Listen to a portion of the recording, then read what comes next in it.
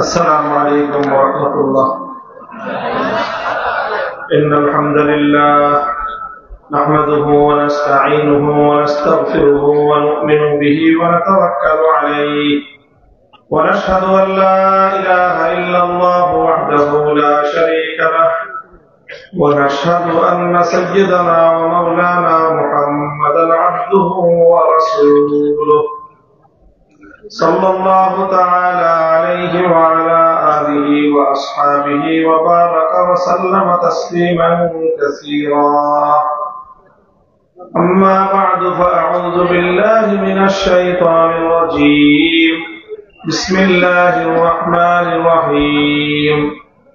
ربنا وابعث فيهم رسولا منهم يتلو عليهم آياتك ويعلمهم الكتاب والحكمة ويزكيهم إنك أنت العزيز الحكيم. بارك الله لنا ولكم في القرآن العظيم ونفعنا وإياكم بالآيات والذكر الحكيم. اللهم صل على محمد وعلى آل محمد كما صليت على إبراهيم وعلى آل إبراهيم إنك حميد مجيد.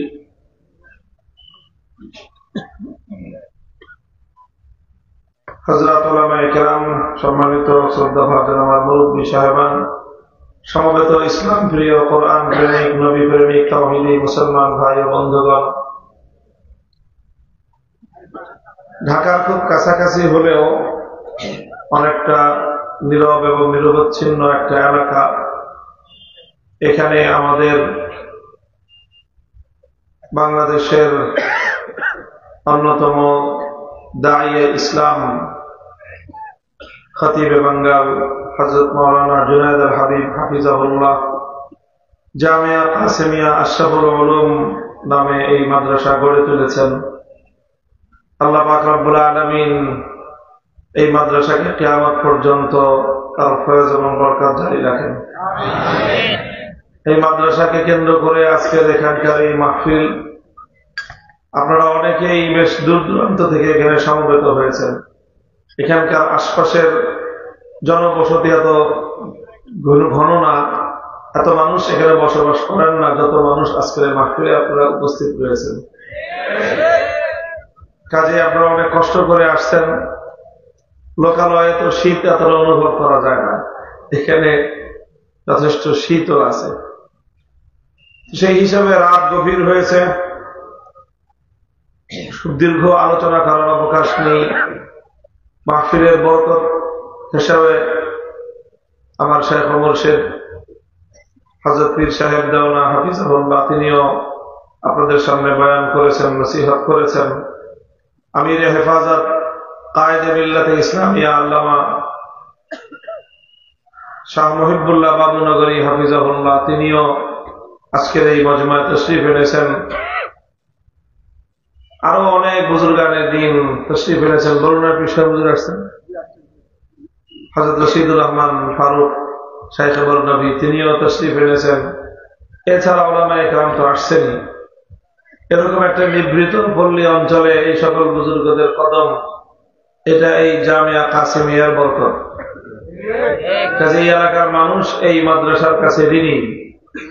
আমি আশা করব যে আপনারা আপনাদের আচরণের মাধ্যমে, আপনাদের পরবর্তী পদক্ষেপের মাধ্যমে আপনারা এই ঋণ পরিশোধ করার চেষ্টা করবেন। আল্লাহ আপনাদেরকে তৌফিক দান করেন। সূরাতুল বাকারা থেকে একটি আয়াত আমি আপনাদের সম্মুখে তেলাওয়াত করেছি। আয়াতটি হযরত ইব্রাহিম আলা নবিয়িনা ওয়া আলাইহিস সালাতু ওয়াস সালামের একটি দোয়ার কথা বর্ণনা করা হয়েছে।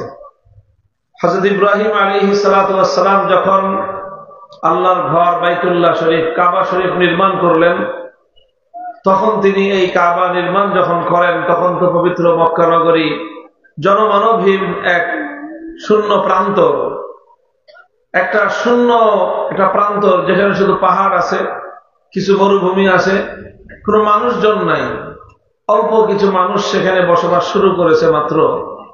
সেই রকম একটা জনমানবহীন একটা বিচ্ছিন্ন একটা ক্ষুদ্র জনপদের মধ্যে আল্লাহর ঘর নির্মাণ করে তিনি আশা করতেছেন যে এই ঘরটাই সারা পৃথিবীর মার্কাজ এবং কেন্দ্রে পরিণত হবে।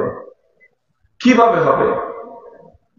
এই ঘর বাইতুল্লাহ এটা সারা দুনিয়ার প্রাণ কেন্দ্র হবে, সারা দুনিয়ার মানুষের এটা কেন্দ্রবিন্দু, প্রধান মার্কাজ হবে। হবে কিভাবে?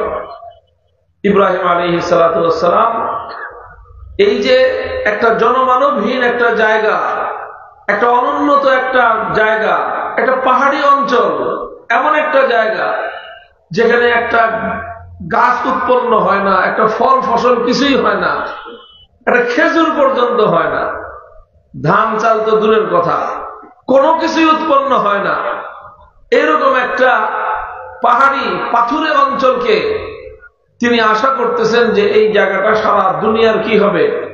মার্কাজ হবে, সারা দুনিয়ার কেন্দ্র হবে। হবে কিভাবে?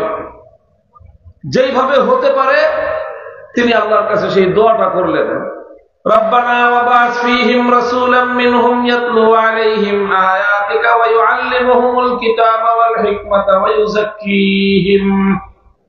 তিনি বললেন যে আল্লাহ, এই ঘর, এই জনপদ, এই সব কিছুই সারা পৃথিবীর মার্কাজ হতে পারে, আপনি এই ঘরটাকে আবাদ করার মতো একজন যোগ্য মানুষ পাঠাবেন। একটা যোগ্য মানুষ, একটা কর্মঠ মানুষ, এরকম একটা মানুষ যদি এখানে আপনি পাঠান, তাহলে সেই মানুষটা এই ঘরটাকে এমন ভাবে আবাদ করতে পারবে যে এই ঘর সারা পৃথিবীকে পরিচালনা করবে। এবং তিনি যেই মানুষটার জন্য দোয়া করলেন, সেই মানুষটার সিফাত বর্ণনা করলেন, সেই মানুষটার কি কাজ হবে, তার কি কর্মসূচি হবে সেটাও তিনি আল্লাহর কাছে বললেন। এবং সেই কর্মসূচি আল্লাহ পাক বাস্তবায়ন করার জন্য ইব্রাহিম আলাইহিস সালাতু ওয়াস সালামের এই দোয়া করার কয়েক হাজার বছর পরে আল্লাহ সেই দোয়া কবুল করে আখিরি নবী মুহাম্মদুর রাসূলুল্লাহ সাল্লাল্লাহু আলাইহি ওয়াসাল্লামকে মক্কা নগরীতে আল্লাহ প্রেরণ করলেন। সেই লম্বা ইতিহাস আমি বলবো না, শুধু এখান থেকে যে কথাটা আমি আলোচনা করব সংক্ষিপ্ত ভাবে, সেটা হলো ইব্রাহিম আলাইহিস সালাতু ওয়াস সালাম মুহাম্মদুর রাসূলুল্লাহ সাল্লাল্লাহু আলাইহি ওয়াসাল্লামের কর্মসূচি কি হবে সেটা তিনি তখনই নির্ধারণ করে দিয়েছিলেন যে এই কাজগুলি যদি একটা লোক এসে করে তাহলে সেটা আল্লাহর এই ঘরটাকে আবাদ করবে। শুধু আবাদ করবে তা নয়, বরং এই ঘরটা সারা দুনিয়ার মানুষের জন্য মার্কাজে পরিণত হবে। সারা দুনিয়ার মানুষের নেতৃত্ব এখান থেকে প্রদান করা হবে, সারা পৃথিবীকে এখান থেকে পরিচালনা করা হবে।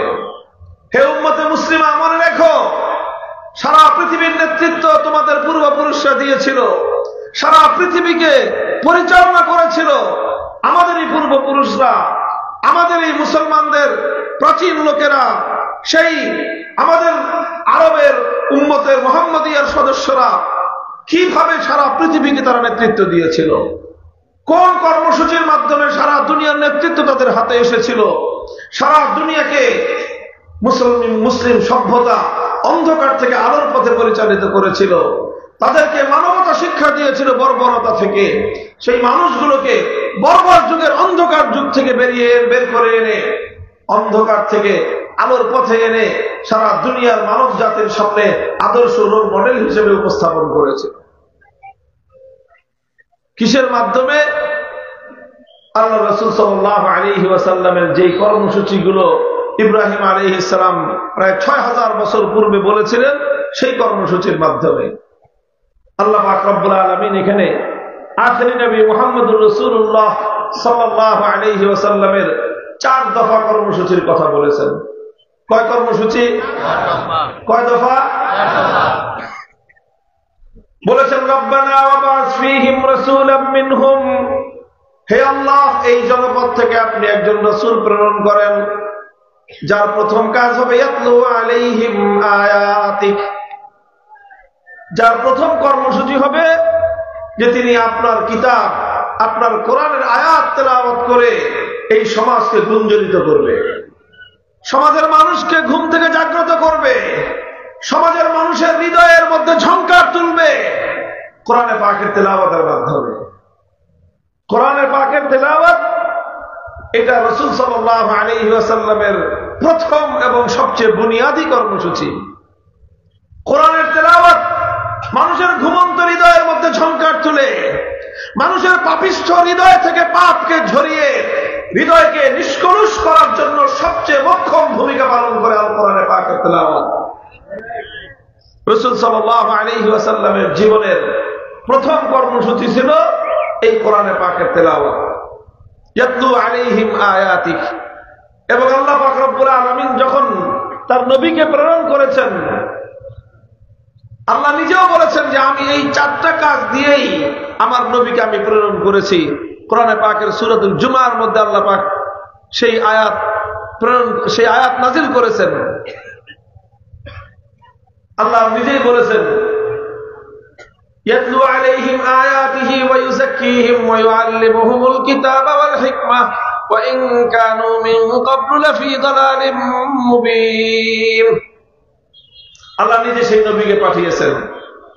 নবীর প্রথম কর্মসূচি কি ছিল? কি বললাম? কি ছিল? কোরআন তেলাওয়াত। তেলাওয়াতে কোরআনকে আমরা মামুলি মনে করি না। কোরআন তেলাওয়াত মামুলি কোনো বিষয় নয়। তেলাওয়াতে কোরআন এটা হলো এই মানব সভ্যতাকে সংশোধন করার সবচেয়ে গুরুত্বপূর্ণ কর্মসূচি। কোরআনের তেলাওয়াতের দ্বারাই ঘুণে ধরা সমাজের মধ্যে প্রথম প্রকম্পন তৈরি হয়েছিল। শত শত বছরের জাহিলিয়াতের এই অক্টোপাস থেকে মানবতাকে মুক্ত করবার জন্য তাদের সেই প্রাচীর ঘেরা দেয়ালের মধ্যে প্রথম আঘাত হেনেছিল আল কোরআনের তেলাওয়াত। ইতিহাস পড়েন, হাদিসের পাতায় ভরা মক্কা নগরীতে জাহিলিয়াতের অন্ধকারে ঘেরা সেই সমাজকে প্রথম আলোড়িত করেছিল কোরআনের তেলাওয়াত।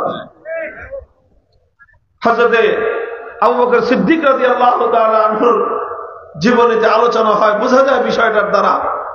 একবার আবু বকর সিদ্দিক রাদিয়াল্লাহু আনহু তিনি মক্কা ছেড়ে চলে যাচ্ছেন। মক্কার মানুষের জ্বালায় অতিষ্ঠ হয়ে, তাদের নির্যাতনে অতিষ্ঠ হয়ে তিনি মক্কা ছেড়ে চলে যাচ্ছেন। রাস্তায় এক লোকের সঙ্গে দেখা, ইবনু দাগিনা তার নাম। লোকটা একটু বয়স্ক, প্রবীণ মানুষ, একটু ভালো মানুষ, ন্যায়পরায়ণ মানুষ। তিনি রাস্তার মধ্যে দেখা আবু বকর সিদ্দিকের সাথে। কোথায় যাও? মক্কায় থাকবো না, আমি চলে যাচ্ছি মক্কা ছেড়ে। কেন চলে যাচ্ছ? বলে যে মক্কার মানুষ আমাকে অনেক উৎপাত করতেছে, আমার ভালো লাগতেছে না। তিনি বললেন যে না আবু বকর সিদ্দিক, তোমার মতো মানুষ মক্কা ছেড়ে চলে যেতে পারে না। তোমার মতো মানুষ কোন এলাকা ছেড়ে যদি চলে যায় তাহলে সব জায়গায় এই এলাকার বদনাম হবে যে এলাকার মানুষ এত দুষ্ট যে আবু বকর সিদ্দিকের মতো এরকম মাটির একটা মানুষকেও তারা নিজেদের মধ্যে রাখতে পারে নাই। কাজেই তোমার যাওয়া চলবে না, তুমি মক্কায় ফিরে চলো, তোমার সব সমস্যার সমাধান আমি করব। তোমার কেউ যেন তোমাকে উত্তপ্ত করতে না পারে, কেউ যেন তোমাকে বিরক্ত ত্যক্ত করতে না পারে, তার দায়িত্ব আমি নিচ্ছি, চলো তুমি।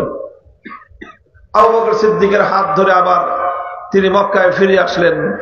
মক্কায় ফিরে এসে মক্কার লোকজনকে ডেকে বললেন যে দেখো, আবু বকর সিদ্দিকের মতো মানুষ যদি তোমাদের এখানে থাকতে না পারে, আবু বকরের মতো মানুষ, তাহলে তোমাদের বদনাম হয়ে যাবে, কলঙ্ক হবে যে মক্কার মানুষ এত খারাপ, এত দুষ্ট, এত অসৎ ব্যবহার তারা করে যে আবু বকরের মতো এরকম মোমের মতো নরম, এরকম ভালো মানুষটাও তাদের সাথে থাকতে পারলো না। কাজে তোমরা এই লোকটার সাথে অসদাচরণ করো না, ত্যাক্ত বিরক্ত করো না। তখন মক্কার লোকেরা বলল যে ঠিক আছে, আবু বকর থাক, আমরা তাকে কিছুই বলবো না, কিছুই করব না। তার সঙ্গে আমাদের সে মুহাম্মদের ধর্ম গ্রহণ করছে, সেটা নিয়েও আমরা তাকে কিছু বলবো না। সে ওই ধর্ম পালন করে, তাও কিছু বলবো না। নামাজ পড়ে, তাও কিছু বলবো না। সে মানুষকে তার ধর্মের দাওয়াত দেয়, তাও কিছু বলবো না। সব কিছু মেনে নিব, কিন্তু একটা জিনিস আমরা মানতে পারবো না। তো কি জিনিস? আবু বকর সিদ্দিক ঘরের বাইরে উঠানে দাঁড়ায় কোরআন তেলাওয়াত করে, এই উঠানে দাঁড়ায় কোরআন তেলাওয়াত করে, এটা আমরা মানতে পারবো না। তাহলে কি করতে হবে? সে তেলাওয়াত করুক, ঘরের ভিতরে তেলাওয়াত করুক। কেন? ঘরের ভিতরের মালিক জায়গা তার, ঘরের বাইরে তার উঠান, ওই জায়গাও তো তার ঘরের ভিতরে সে তেলাওয়াত করলো না উঠানে দাঁড়ায় তেলাওয়াত করলো, তোমাদের সমস্যা কি? আমার সমস্যা আছে। কি সমস্যা?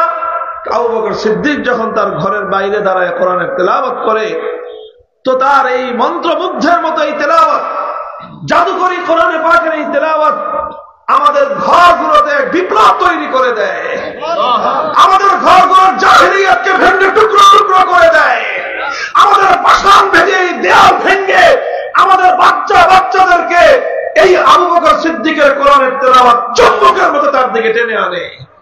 আমরা ঘরের মধ্যে আমাদের মেয়েদেরকে, আমাদের শিশুদেরকে আমরা বেঁধে রাখতে পারি না।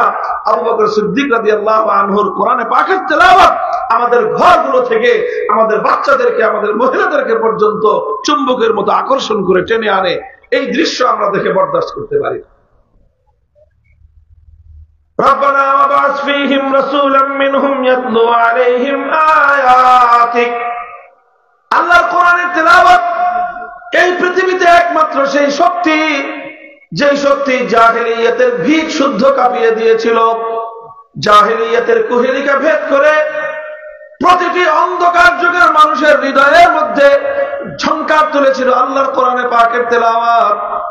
কোরআনের তেলাওয়াত এমন এক মুয়াসসির জিনিস, এমন এক প্রভাবক জিনিস, কোন মানুষ যদি আল্লাহর কোরআনের অর্থ নাও বুঝে শুধুমাত্র কোরআনের তেলাওয়াত যদি কেউ কান পেতে শুনে, কান দিয়ে কোরআনের তেলাওয়াত শুনে আরেক কান দিয়ে সহজে বের হয় না।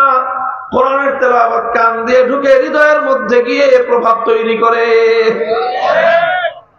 বিপ্লবের সূচনা হয়।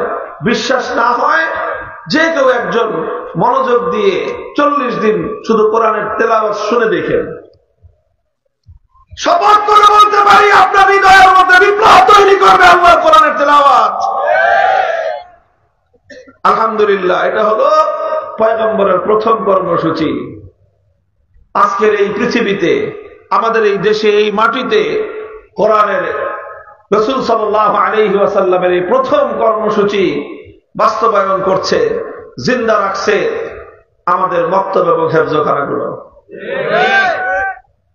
আমাদের মক্তব এবং হেফজখানাগুলো এটা এই মুসলিম উম্মার জন্য অনেক বড় নিয়ামত। যদি এই মক্তব না থাকতো, এই হেফজখানাগুলি যদি না থাকতো, এই গোটা জাতি আল্লাহর কোরআনের তেলাওয়াতের মতো সর্বশ্রেষ্ঠ সম্পদ থেকে বঞ্চিত হতো। এটা হলো প্রথম দফা কর্মসূচি, এবং সেই কর্মসূচির প্রভাব এই, আর সেই কর্মসূচির আজকের বাস্তবায়নের রূপরেখা হলো এই। 2 নম্বর কর্মসূচি, আল্লাহর পয়গম্বরের দ্বিতীয় কর্মসূচি হলো ইয়াতলু আলাইহিম আয়াতিকা ওয়া ইউআল্লিমুহুমুল কিতাবা ওয়াল হিকমাহ। এই 4টা কর্মসূচি আল্লাহ পাক এমন ভাবে সেট করেছেন নবীর জন্য, যে মূল সেন্ট্রাল পয়েন্ট হলো কোরআনে পাক। মূল বিন্দুটা কি? কোরআন। মূল বিন্দু কি? কিতাবুল্লাহ, আল্লাহর কোরআন। কোরআনকে নিয়ে প্রথম কর্মসূচি হলো কোরআনের তেলাওয়াত। কোরআনকে নিয়ে দ্বিতীয় কর্মসূচি আল্লাহর পয়গম্বরের ওয়া ইউআল্লিমুহুমুল কিতাব। তিনি উম্মতকে, মানব জাতিকে আল্লাহর কোরআনের শিক্ষা প্রদান করেন, তালিম দেন, তালিমে কিতাব। প্রথম কর্মসূচির নাম হলো তেলাওয়াতে কোরআন, তেলাওয়াতে কিতাব। দ্বিতীয় কর্মসূচির নাম হলো তালিমে কোরআন, তালিমে কিতাব। তেলাওয়াতে কিতাব আর তালিমে কিতাবের মধ্যে পার্থক্য হলো, তেলাওয়াতে কিতাব হলো শুধুমাত্র কোরআনে পাকের তেলাওয়াত করা, বুঝুক বা না বুঝুক কোনো সমস্যা নাই। কোরআনের প্রথম কর্মসূচির মধ্যে আল্লাহর কোরআন বোঝার প্রয়োজন নাই, না বুঝলেও শুধুমাত্র তেলাওয়াত মানুষের জিন্দগির মধ্যে বিপ্লব সৃষ্টি করবে। দ্বিতীয় কর্মসূচি হলো তালিমে কিতাব। তালিমে কিতাবের অর্থ হলো কোরআনের যে আয়াতগুলো তেলাওয়াত করা হলো, এবার দ্বিতীয় কর্মসূচি হলো তেলাওয়াত করে সেই আয়াতগুলোর অর্থ বুঝাও, সেই আয়াতগুলোর অর্থ বুঝাও, মর্ম বুঝাও। এখানে দুটো বিষয়ের মধ্যে খুব ভারসাম্য মনে রাখতে হবে। সমাজে এক শ্রেণীর মানুষ বলে কোরআনের অর্থ না বুঝে কোরআন পড়লে কোনো লাভ নাই। এটা একটা মূর্খতাপূর্ণ কথা। কোরআনের তেলাওয়াত এটা একটা স্বয়ং সম্পন্ন একটা কর্মসূচি, এটা একটা প্রভাবক একটা কাজ। অর্থ বুঝা বা না বুঝা সেটা ভিন্ন বিষয়। অর্থ না বুঝুক অর্থ বুঝুক। কোরআনের তেলাওয়াত এটা পৃথিবীতে সবচেয়ে প্রভাবশালী বৈপ্লবিক কর্মসূচি। এরপরে দ্বিতীয় হলো কোরআনে পাকের অর্থ বুঝা। এটাও দরকার আছে, এটারও কি দরকার আছে। এই কথার এটার অর্থ এই না যে কোরআন না বুঝে তেলাওয়াত করলেও ফজিলত আছে, সওয়াব পাবে, প্রভাব তৈরি করবে। তার অর্থ এই না যে কোরআনের অর্থ বুঝতে হবে না। কোরআনের অর্থ বুঝা, অর্থ বুঝানো, এটা হলো দ্বিতীয় দফা কর্মসূচি। প্রথম দফার মধ্যে কোরআনের অর্থ বুঝার ব্যাপারটা নাই। কোরআনের অর্থ বুঝার ব্যাপারটা হলো দ্বিতীয় দফায়। কোন দফায়?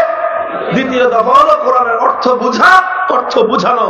আল্লাহর নবীর দ্বিতীয় দায়িত্ব ছিল উম্মতকে, যেটা তিনি তেলাওয়াত করে প্রথম দফা কর্মসূচিতে যেটা বাস্তবায়ন করলেন, দ্বিতীয় দফার কর্মসূচি ছিল এবার উম্মতকে কোরআন বুঝান। আপনি কি বলা হয়েছে, আল্লাহর বিধানগুলো কি, আল্লাহ কি হুকুম দিয়েছেন, সব কিছু আপনি উম্মতকে বোঝান।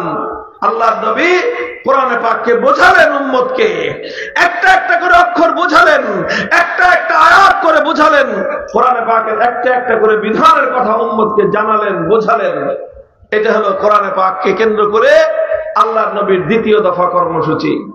এই দ্বিতীয় দফা কর্মসূচি বর্তমানে বাস্তবায়ন করতেছে আমাদের এই পাক ভারত উপমহাদেশে। অন্তত আমরা এই কথা দ্ব্যর্থহীন ভাবে বলতে পারি, সবচেয়ে সুচারুরূপে এবং সবচেয়ে ব্যাপক ভাবে আল্লাহর নবীর এই দ্বিতীয় দফা কর্মসূচি বাস্তবায়িত করতেছে কওমি মাদ্রাসাগুলো।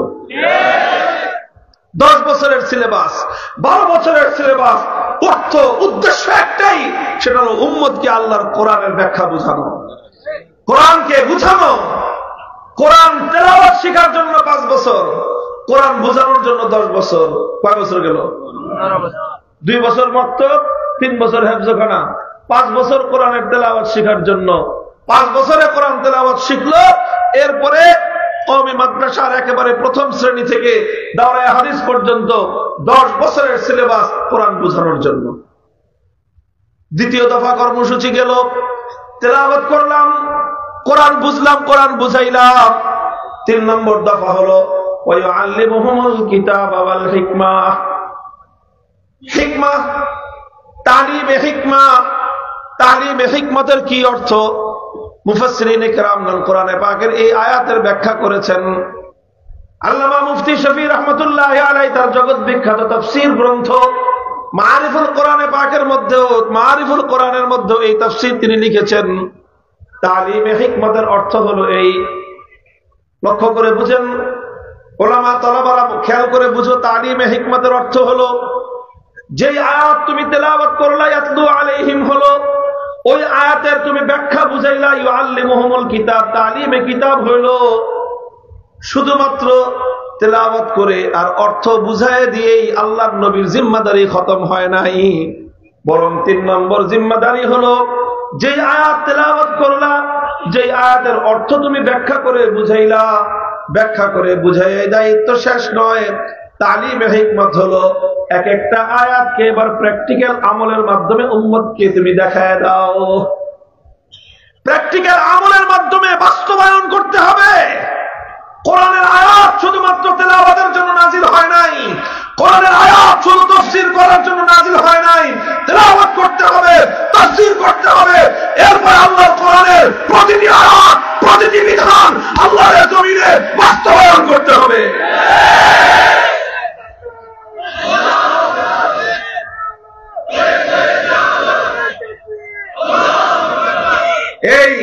এটা হলো পয়গম্বরী তালিম, এটা হলো পয়গম্বরের কর্মসূচি। তালিমে হিকমত, আল্লাহ কোরআন শুধু ব্যাখ্যা করে বুঝায় দেওয়ার জিনিস না, অবশ্যই ব্যাখ্যা করতে হবে। শুধু তেলাওয়াত করে শেষ করে দেওয়ার জিনিস না, অবশ্যই তেলাওয়াত করতে হবে। তবে আরো দায়িত্ব আছে। তেলাওয়াত করলাম, দায়িত্ব একটা শেষ হলো, তাফসীর করলাম, দায়িত্ব 2টো শেষ হলো, এরপরে আরো 2 দায়িত্ব রয়ে গেছে। আরো 2 কাজ, বলেন আরো 2 কাজ। ওই 2 কাজ না করা পর্যন্ত পূর্ণাঙ্গ হবে না কর্মসূচি, কাজ পূর্ণ হবে না, অর্ধেক থেকে যাবে। তাফসীর করলেন, উম্মতকে কোরআন বুঝাইলেন, বুঝাইতে বুঝাইতে বুঝাইতে বুঝাইতে 30 পারা কোরআন বুঝায় সারলেন, এখনো কাজ হয়েছে মাত্র অর্ধেক। 3 নম্বর কাজ হাতে নিয়ে নামতে হবে। 3 নম্বর কাজ হলো কোরআনে যা বলেছে তার প্রত্যেকটা বিষয় শুধু কথায় নয়, কাজে পরিণত করতে হবে। প্রত্যেকটা বিধান আল্লাহর জমিনে বাস্তবায়ন করতে হবে। এইভাবে আল্লাহর নবী পুরা কোরআনকে প্র্যাকটিক্যালি উম্মতের কাছে আমল করে দেখায় দিয়েছেন। এটা হলো তালিমে হিকমত।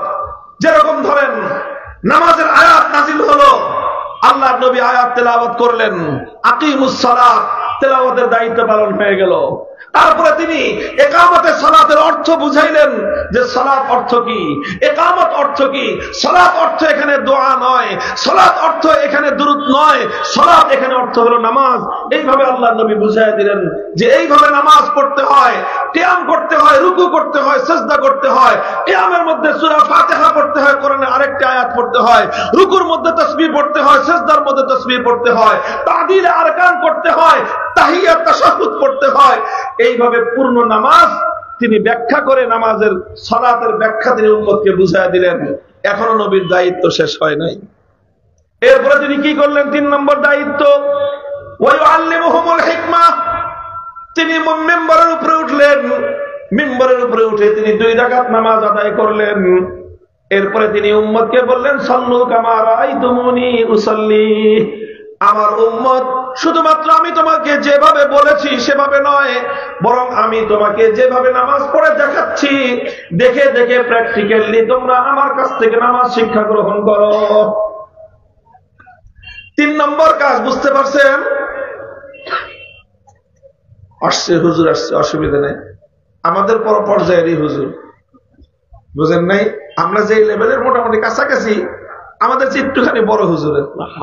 আলহামদুলিল্লাহ, আলহামদুলিল্লাহ বলেন না? অনেক বুজুর্গদের সাথে তো অনেক বড়দের সাথে আজকে দেখা হয়েছে। আমাদের বাড়ি ধরার মধ্যে সাহেব হুজুর, আল্লাহ পাক রব্বুল আলামিন হুজুরের এলেমে আমলে হিকমতের মধ্যে বরকত দান করেন। তো 3 নম্বর দায়িত্বের কথা কি বললাম? প্র্যাকটিক্যাল। কি বিষয়?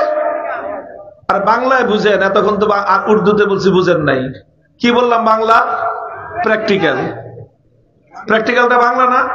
হ্যাঁ, এই বাংলা বললে বুঝবেন ভালো। যারা মেডিকেল স্টুডেন্ট আছেন তারা ভালো করে বুঝবেন, এবং সায়েন্স ব্যাকগ্রাউন্ড যাদের, তারা সবাই বুঝবেন যে সায়েন্সের জটিল সাবজেক্ট গুলো, এই যে আপনার কি বলে কেমিস্ট্রি, তারপরে বায়োলজি, এই সমস্ত বিষয়গুলো, আর মেডিকেল তো পুরাটাই। এটা খালি বই পড়া দিলে মেডিকেলে ডাক্তার হইতে পারে? যান মেডিকেলে, জানি যে আপনাদের নাম মেডিকেল আছে, যে কোনো মেডিকেলে গিয়ে দেখবেন প্রত্যেকটা মেডিকেলের প্রত্যেকটা সাবজেক্টের টিচিং এর সাথে সেখানে ক্লাসের পাশাপাশি সেখানে ল্যাব আছে প্র্যাকটিক্যাল করার জন্য। সেখানে মানুষের প্রত্যেকটা অঙ্গের মডেল আছে। প্রত্যেকটা ছাত্রকে একজন শিক্ষক দেখায় দেন যে এই অঙ্গটার এই অবস্থা, এই অঙ্গের মধ্যে এখান থেকে নার্ভ আছে, এখান দিয়ে এটার সংযোগ আছে, এখান দিয়ে নারী ঢুকছে, ওখান দিয়ে নারী বের হয়েছে, এটাকে কাটলে অপারেশন করলে এখান দিয়ে কাটতে হয়, এখান দিয়ে কাটা যায় না। এই সব বিষয়গুলো হাতে কলমে শিক্ষা দেয়। প্রথমে বইয়ের রিডিং পড়ে। প্রথমে কি করে? বইয়ের রিডিং পড়ে, তারপরে বইয়ের মর্ম বুঝায় টিচার, মর্ম বুঝানোর পরে এরপরে ল্যাবে নিয়ে প্র্যাকটিক্যাল দেখায়, এরপরে ডাক্তাররা কিছু শিখতে পারে। কথা পরিষ্কার? কথা পরিষ্কার?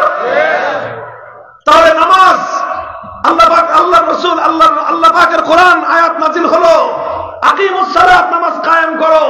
নবীজি তেলাওয়াত করলেন, সালাতের অর্থ বুঝালেন, এরপরে নিজে সালাত প্র্যাকটিক্যাল আদায় করে দেখায় দিলেন যে এইভাবে সালাত আদায় করতে হয়। এটা 3 নম্বর কর্মসূচি হলো, তালিমে হিকমত হলো। কথা পরিষ্কার? আচ্ছা, নামাজের কথা তো বলা সহজ, আরেকটা আয়াত বলি। কোরআনে আয়াত নাযিল হলো, আস-সারিকু ওয়াস-সারিকাতু ফাকতাউ আইদিয়াহুমা জাযাআম বিমা কাসাবা নাকালাম মিনাল্লাহ ওয়াল্লাহু আজিজুন হাকীম।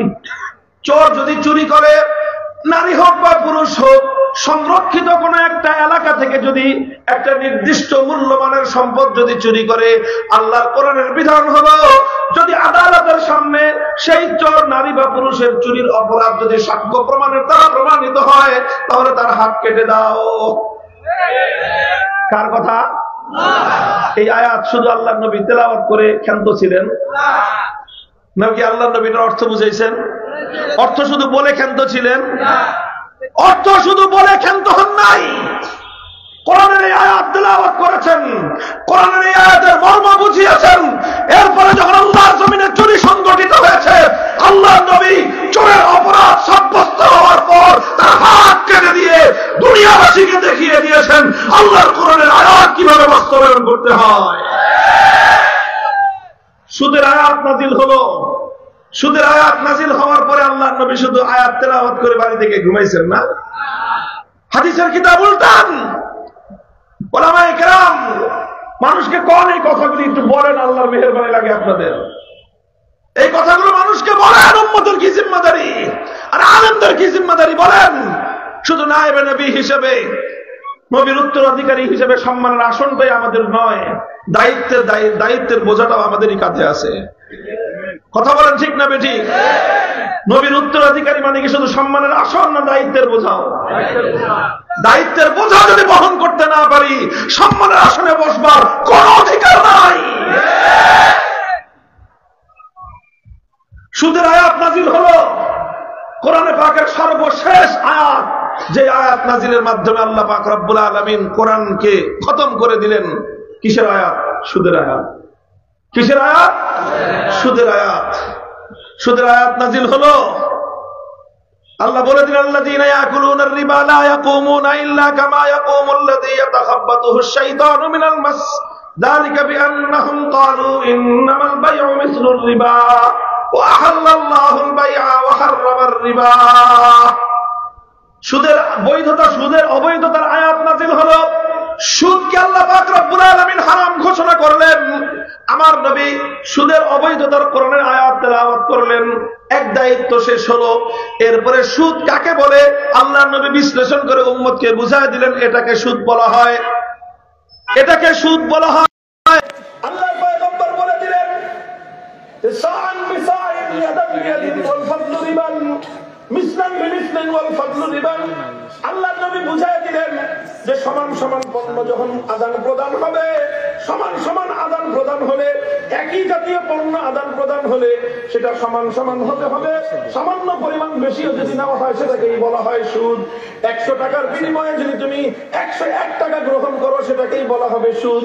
1000 টাকার বিনিময়ে যদি তুমি 1001 টাকা গ্রহণ করো সেটাকেই বলা হবে সুদ। 1 কোটি টাকার বিনিময়ে যদি তুমি 1 কোটি 1000 টাকা গ্রহণ করো, 1000 টাকাকে বলা হবে সুদ। পক্ষান্তরে তুমি যদি 1 কোটি টাকার পণ্য ক্রয় করে তুমি যদি সেটাকে 1,25,00,000 টাকা বিক্রি করো, এটাকে বলা হবে ক্রয় বিক্রয়, এটাকে বলা হবে ব্যবসা। আল্লাহ ব্যবসাকে হালাল করেছেন, সেটা 25 লক্ষ টাকার ব্যবসা হোক, 1 কোটি টাকার মধ্যে সেটা হালাল। আর 1 কোটি টাকার মধ্যে যদি সুদ হয় 1000 টাকাও, আমার আল্লাহ সেই 1000 টাকার সুদকে স্পষ্ট হারাম ঘোষণা করেছেন। নবীজি খালি এইভাবে আমার মতো তাফসীর করে ব্যাখ্যা করে দায়িত্ব শেষ করছেন? কি মনে হয় আপনাদের? বুখারী শরীফ উল্টান। সুদের আয়াত নাযিল হওয়ার পর আল্লাহর নবীর ভূমিকা কি ছিল? আল্লাহর নবী ঘোষণা দিয়েছেন, আলা ইন্না রিবাল জাহিলিয়াতি মাওদুউন তাহতা কদামাইয়া ওয়া ইন্না আউওয়ালা রিবান আদাউহু রিবাল আব্বাস ইবনে আব্দুল মুত্তালিব। হে আরববাসী শুনে রাখো, জাহিলিয়াতের যুগ থেকে যত সুদী কারবার ছিল সমস্ত সুদ আমি মুহাম্মদ আরবীর কদমের নিচে দাফন করে দেওয়া হলো।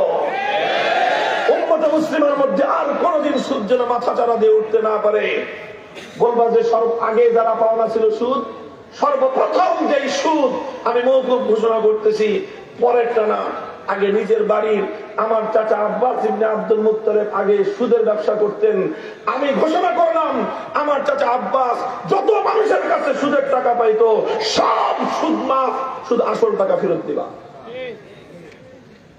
হুকুম বাস্তবায়ন শুরু করতে হয় নিজের ঘর থেকে, নিজের থেকে। আল্লাহ নবী নিজে কারো কাছে সুদ পাইতেন না, এই জন্য নিজে কোনোদিন এই সমস্ত কাজ করেনি নাই, কিন্তু অন্যরা করেছেন। নিজের সবচেয়ে ঘনিষ্ঠ যে লোকটা সুদ পাইতো তিনি হলেন নবীর আপন চাচা আব্বাস রাদিয়াল্লাহু আনহু। আল্লাহ নবী বলেছেন সর্বপ্রথম আমি আমার চাচা আব্বাসের সুদ মওকুফ ঘোষণা করে দিলাম। কই আজ এমন একটা লোক আছে বাংলাদেশে, এমন একজন আলেম কি আমরা আছি এই কথা বলতে পারি গোটা বাংলাদেশের 55,000 বর্গ মাইলের সমস্ত সুদ অবৈধ ঘোষণা করে দিলাম? নাই, পাওয়ার নাই। কোরআনের আয়াত তেলাওয়াত করার সামর্থ্য আছে, তেলাওয়াত করে দিলাম। ব্যাখ্যা বোঝানোর সামর্থ্য আছে, ব্যাখ্যা বুঝাই দিলাম। সুদ মওকুফ ঘোষণা করার সামর্থ্য আমার নাই, এই জন্য এটা করতে পারলাম না। এবার বলেন যে আমরা আল্লাহর কোরআনের উপর পূর্ণ আমল করতে পারতেছি না? বলেন পারতেছি? 50% দায়িত্ব দিচ্ছে না গেলাম। দায়িত্ব কয়টা পালন হলো, কয়টা বাকি রইল, কয়টা? কোন সমাজে আছেন? খুব তো খুশি, খুব তো খুশি আমরা যে ভালোই তো আছি। কোথায় ভালো আছেন মিয়া? কোথায় ভালো আছেন? আল্লাহর কোরআনের আয়াত, আল্লাহর কোরআনের বিধান 50% কোন রকম পালন করতেছেন, তাও কারা? যারা মাদ্রাসায় আছেন। আর বাকি উম্মত তো তেলাওয়াতও জানে না, অর্থ তো বুঝেই না। আর আমল করবে তো দূরের কথা, বাস্তবায়ন করবে সেই কথা তো আরো পরে। কঠিন এক পরিস্থিতিতে আছি আমরা, কথা বলেন ঠিক না বেশি? তাহলে কোরআনে পাকের সম্পর্কে আল্লাহ নবীর 3 নম্বর দায়িত্ব ছিল, যা কিছু পড়লাম, যা কিছু বুঝাইলাম, দায়িত্ব শেষ নয়, এবার এটাকে বাস্তবায়ন করতে হবে। কথা বলেন ঠিক না বেঠি? কোরআনের মধ্যে অসংখ্য অগণিত বিধানাবলীর আয়াত আছে। প্রত্যেকটা আয়াত, বিধানের আয়াত বাস্তবায়ন করা নবীর জিম্মাদারি। খালি নবীর জিম্মাদারি? নায়েবে নবীরা শুধুমাত্র নাকে তেল দিয়ে ঘুমাবে। যদি নায়েবে নবীর পরিচয় ধারণ করতে হয়, এটা বাস্তবায়ন করাও ওলামাদের জিম্মাদারি। পরিষ্কার কথা। এই দায়িত্বটা পালন হচ্ছে কিভাবে? বর্তমানে যতটুকু পালন হচ্ছে, দুইটা জিনিসের মাধ্যমে পালন হচ্ছে। একটা হলো দাওয়াত এবং তাবলীগের মেহনতের মাধ্যমে। এই তাবলীগের মেহনতের সাথীরা মানুষের দুয়ারে দুয়ারে গিয়ে নামাজের প্র্যাকটিক্যাল, কিভাবে নামাজ পড়তে হবে, কিভাবে সূরা মশক তেলাওয়াত করতে হবে, কিভাবে সুন্নতের জিন্দেগি যাপন করতে হবে, কিভাবে বাইতুল খলায়, কিভাবে ল্যাট্রিনে টয়লেটে ঢুকতে হবে, কিভাবে বের হইতে হবে, সুন্নত তরিকা কি, ইসলামের বিধান কি, কিভাবে পবিত্রতা অর্জন করতে হবে, কিভাবে মসজিদে ঢুকতে হবে, কিভাবে মসজিদ থেকে বের হইতে হবে, কিভাবে ঘরে ঢুকতে হবে, কিভাবে ঘর থেকে বের হইতে হবে, কিভাবে ঘরের মেয়েদের সাথে আচরণ করতে হবে, কিভাবে এলাকাবাসীর সঙ্গে আচরণ করতে হবে, এই বিষয়গুলো প্র্যাকটিক্যালি দাওয়াত এবং তাবলীগের ময়দানে গেলে, মেহনতে গেলে মানুষকে প্র্যাকটিক্যাল শিখায়। এটা হলো তালিমে হিকমতের একটা অংশ। কথা বলেন ঠিক না? আর একটা অংশ বাকি থেকে যায়। এই যে যেগুলি বললাম আমি, যেগুলো করতে গেলে সংঘাত লাগে, তাবলীগে ওই সংঘাতের কাজটা না। যেই কাজগুলো করতে গেলে জাহিলিয়াতের সঙ্গে লড়াই বাঁধবে, তাবলীগের মেহনতের মধ্যে জাহিলিয়াতের মোকাবেলায় ওই লড়াইয়ের আয়াতগুলি বাস্তবায়নের কাজ সেখানে নাই। সেগুলো করে কারা? সেগুলো পূর্ণাঙ্গ করার চেষ্টা করে, অন্তত সেটার জন্য দৌড়ঝাঁপ করে, চিৎকার চেঁচামেচি করে যারা ইসলামী রাজনীতি করে, তারা করে। যারা বাংলার জমিনে, যারা দেশের মাটিতে আল্লাহর দ্বীন কায়েম করতে চায়, আল্লাহর দ্বীনে ইসলামী হুকুমত বাস্তবায়ন করতে চায়, ইসলামী রাষ্ট্র প্রতিষ্ঠা যারা করতে চায়, ইসলামী রাষ্ট্র প্রতিষ্ঠা কেন করতে চায়? নিজেরা রাষ্ট্রপতি হওয়ার জন্য নয়, নিজেরা মন্ত্রী হওয়ার জন্য নয়, নিজেরা ক্ষমতার হাডুয়াডুডি ভাগ বাটোয়ারা করবার জন্য নয়। যারা সত্যিকার অর্থে ইসলামী রাজনীতি করে, তাদের উদ্দেশ্য একটাই, একটা ভূখণ্ড হবে, যেই ভূখণ্ডে আইন চলবে আল কোরআনের, সংবিধান হবে আল্লাহর কোরআন।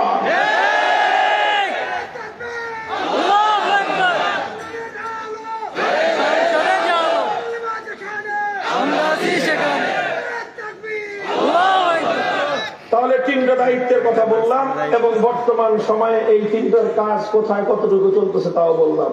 বুঝতে পারছেন? 4 নম্বর কাজ, ওয়ায়ুযাক্কিহিম, তাজকিয়া। তাজকিয়ার মূল অর্থ কি? কোরআনের এই আয়াতের ব্যাখ্যা মুফাসসিরিন কেরামগণ সেটাই বলেছেন, সেটাই, সেই কথাটাও আছে। 1 নম্বর দায়িত্ব ছিল কোরআনের তেলাওয়াত, 2 নম্বর দায়িত্ব ছিল কোরআনে পাকের যেটা তেলাওয়াত করা হলো সেটার ব্যাখ্যা বুঝাও, সেটা তালিম।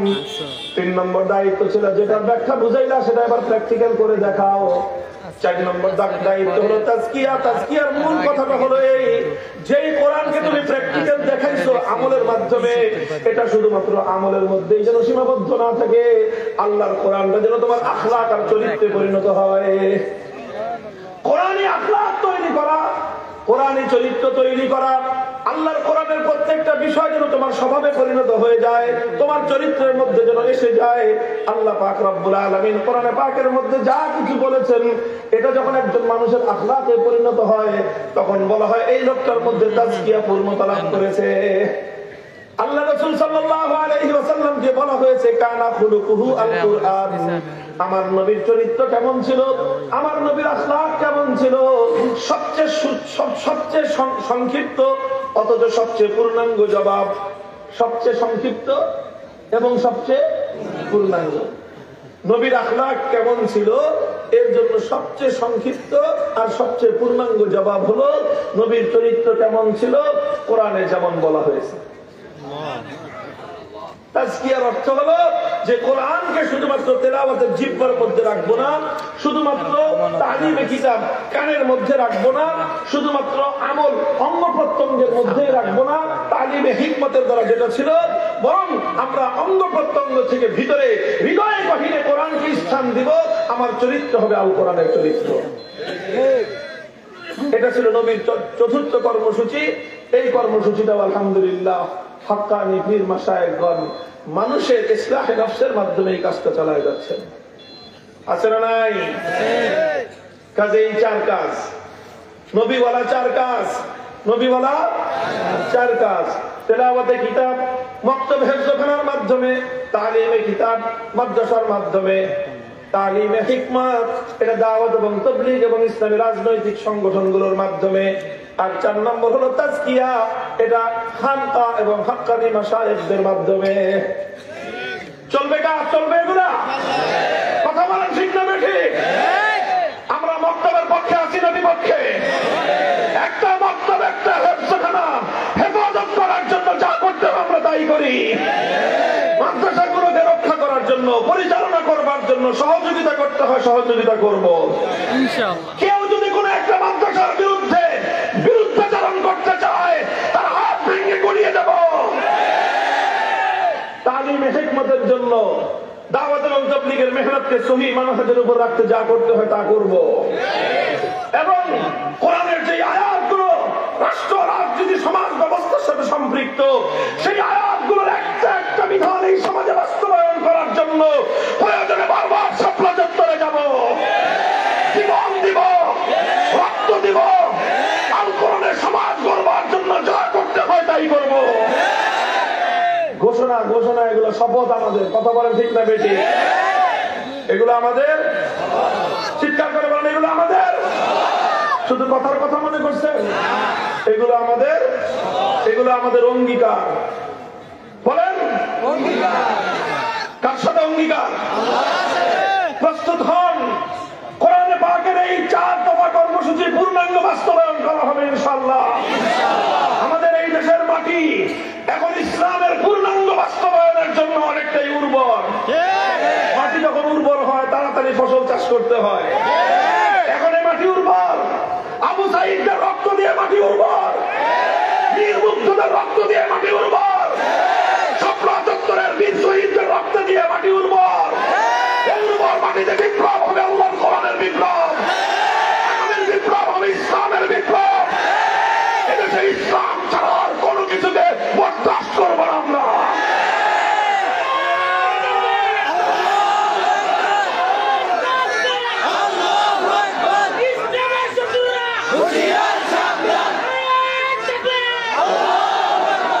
তৈরি হন, তৈরি হন।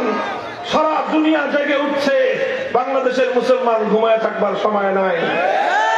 ইনশাআল্লাহ আগামী বাংলাদেশ হবে ইসলামের বাংলাদেশ, আগামীর বাংলাদেশ হবে খেলাফতের বাংলাদেশ। ইনশাআল্লাহ আমরা আমাদের জীবদ্দশায় সেই সোনালী দৃশ্য দেখে যাওয়ার আশা করতেছি। আল্লাহ কবুল করেন, তৌফিক দান করেন। আল্লাহ আপনাদেরকেও তৌফিক দেন। আখিরু দাওয়ানা আলহামদুলিল্লাহি রাব্বিল আলামিন। আসসালামু আলাইকুম ওয়া রাহমাতুল্লাহ।